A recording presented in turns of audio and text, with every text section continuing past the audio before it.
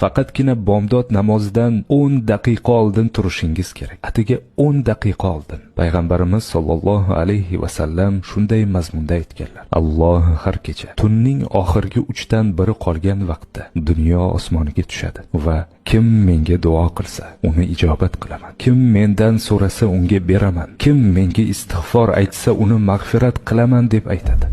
Va ushbu kechaning so'nggi 3-qismini bomdod namozi boshlanishidan 10 daqiqa oldindan ham topishingiz mumkin.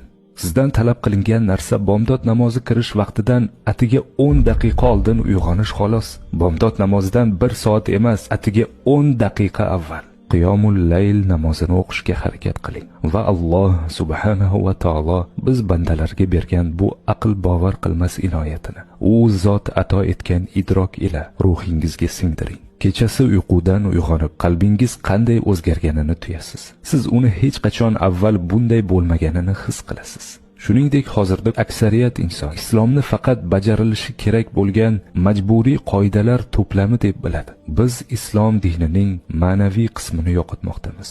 Biz Alloh bilan, yaratuvchimiz bilan aloqani yo'qotib boryapmiz. Ammo agar siz hali ham bu aloqani izlayotgan bo'lsangiz, o'rningizdan turing va qiyomul laylni ado qiling. Siz qalbingizdagi narsalar o'zgarib ketganini his qilasiz va siz islom olib kelishi kerak bo'lgan sakinat, huzur, ko'z yoshlarni his qilasiz.